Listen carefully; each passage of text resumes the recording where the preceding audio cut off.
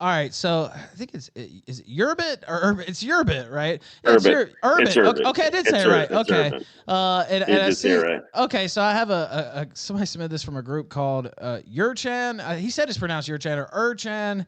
Um, Eh, you don't like them? Okay, I don't know. I don't know much about them. But what is URBIT first off? And what's the state of it? Where do you see it going? I don't. I didn't study well, much about this part of the interview, by the way. So yeah, it's a thing. It's a thing I invented a long time ago when nobody really thought there would be a use for it, and nobody really thought there would be a use for it because there's like they used to be on the internet. It was the place for you went on the internet because you wanted a freedom of speech. And I remember even when I was trying to like sort of pitch this stuff back in like 2014, 2015, I was like, well, in theory, like Google could like censor the blogs on Blogger, but come on, Google's never going to censor the blogs on Blogger, right? And then the walls just started closing in like in Star Wars, right? And it turns out that I think to simplify it really broadly, and again, this is a project that I haven't been involved in since 2018, but I think the general sort of direction of the future that's necessary is, people used to have, back when I was started using the internet in the 1980s, it was like, oh, here we have this network of computers. It's all that are all connected by sending each other network messages, right? But everybody has their own computer. And what was discovered in the early 2000s by persons such as Mark Zuckerberg, another Mongolian, was that it actually worked a lot better if instead of having your social network be like a network of separate computers that talk to each other via network messages, it was actually a lot easier to just put everybody on one big computer and have your Facebook profile or whatever your account is just like a row in a giant database. It's not really its own thing in any sense. It's not its own computer. And so only somewhat later we started to realize that this created this sort of enormous like basically pressure point for the powers that be, because then when they wanted to tell us to talk about not complain about ethics in game journalism and so forth, they basically had kind of one neck that they could squeeze, right? And so they gradually learned to squeeze it better and better, and we got this whole misinformation, disinformation industry. I remember when Google was just a map of links, and my like blog had like really high Google juice because a lot of people linked to it. PageRank. And then it did, and then the all sorts of thumbs started being put on all sorts of scales, right? Because this was not a marketplace of ideas that produced food that that Well, when Gamergate people first who started, matter my wanted to page eat. rank was very high too because I had all these links from Yeah. Breitbart and all these bigger You could sites, and even just look up yeah, your page rank, right? yeah. It was crazy. It actually worked. And so, that's basically the cost of this centralization that you pay. And so, the answer to that is obviously no. Actually, your social online existence needs to be, at least in a virtual sense, it needs to be its own computer. Now, that computer might not be running in your house, it might be in a server somewhere, and they have you can't, nobody's doing this with Urbit specifically yet to my knowledge, but it's only a matter of time. There's something called confidential computing where you can actually run your code in a little box on a server somewhere, and not even the hosting service can break into that box. That's through the magic of encryption or something like that. Look up like Intel SGX is the technology that makes this possible. And so a world in which basically your digital life is in fact your own virtual computer in the sky that basically nobody can break into or like search or tell what it's doing, is clearly in some senses the future. The problem is technically that conflicted with this sort of problem in computer science, which is that basically all the computers that we use are basically, just because the software can't be changed out at this very fundamental level. They're basically emulations of 1970s mini computers. And when I say a mini computer, I mean something that's the size of an industrial fridge.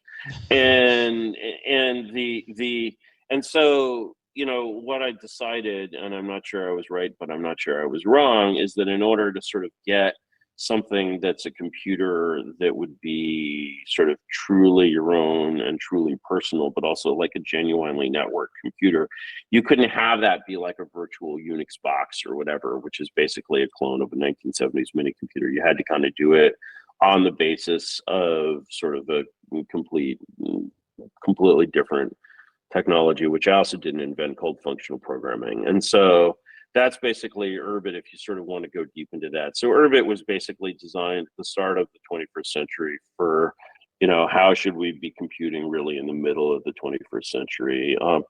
It's a very small thing. It's a growing boy. You know, some people use it. You know, for those who are into that sort of thing, it's the kind of thing you're into. It just needs to sort of gain maturity gradually and become kind of a realer and realer thing. Well, I was just gonna say it's got a lot of people that care about it because it was big to get you Yeah. on, and a lot of people were excited to have you on. But I had a lot, and I don't know much about it. I had a lot of people. Please ask him about URBIT. Like, say something about URBIT. You know, they know I want to talk Gaza You know, and all yeah. this stuff. If you don't know about it, it's Yeah. probably not ready for you. You know, and one of the things about, like, I was a big, you know, veteran of the internet's back in, again, I started using the internet in the 80s, and in the 80s and early 90s we had this great thing called Usenet, which was absolutely the future. It's good it for was piracy brilliant. too And these days, but yeah, the problem is then people started using it. Two Yeah. things happened. One is that people started using it for piracy. It was too good for piracy, and then, you know, basically AOL connected to Usenet, and that basically brought a lot of just Was that Eternal that September? brought a lot of Yeah. Eternal September. That brought a lot of human trash to the party, because the thing is that basically the Usenet was just extremely high quality, and we thought that that quality was a result of the technology, and it was not. It was a result of basically the gatekeeping that the technology sort of, you know, inadvertently produced. And so you had this whole like pool in like 1991, 1992, of like a network of like 100,000 like nerds with IQs of 125, 130, and that was like great kind of digital civilization. But you know, it just didn't have the you know, you need you know, different kinds of governance for people at different levels of you know, civilizational advancement. You know, I would say, like, you don't really need much government in like Iceland, you know, but maybe you know, in Haiti it's a different matter. And I mean, there's a lot of differences there. We don't know exactly what those differences are, but there are differences. We can't pinpoint. And it's geography. It's one that's very far north. There's quite a bit to the south, and the magnetic field has an effect. That's totally different magnetic field down there. So yeah, close to the equator has a totally different effect. You know, the effect of magnetic fields on the development of, you know, I'm just saying, if you're going to have those kids, you might want to have them north, maybe very far, you know, Minneapolis or something, you know, and the because of those magnetic fields, whatever the cause is. Let's just say it's magnetic fields. I think Haiti and Iceland need very different kinds of government, because one of the basic principles of political philosophy is that there's no system of government that's the right system for everyone. And